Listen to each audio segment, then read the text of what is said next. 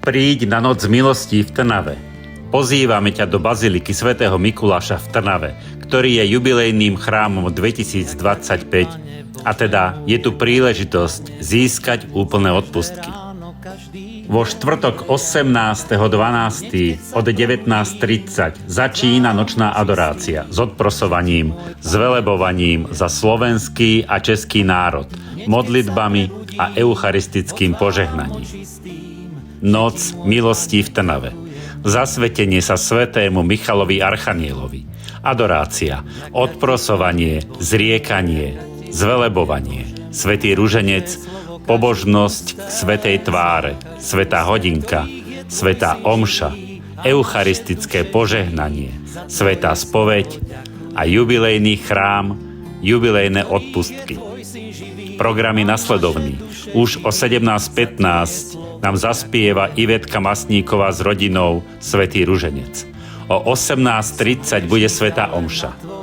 A po jej ukončení nasleduje vyloženie oltárnej sviatosti a moderovaná adorácia s odprosovaním. O 21. hodine bude modlitba zriekania a oslobodenia. 21.10 zvelebovanie.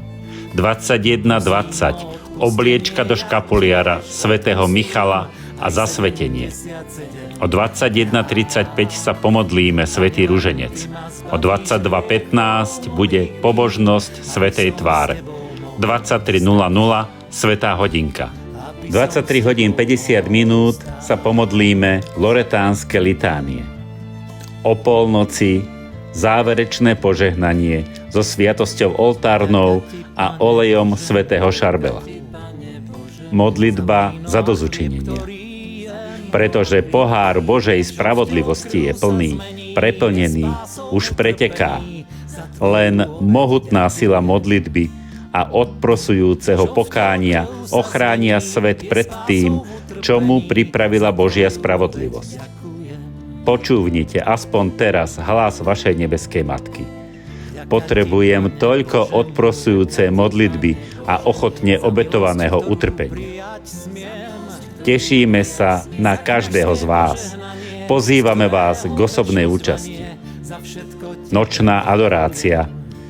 Navštevuj ma a zotrvávaj so mnou v noci a ja budem pracovať pre teba počas dňa. Až v nebi spoznáš hodnotu takto strávenej hodiny.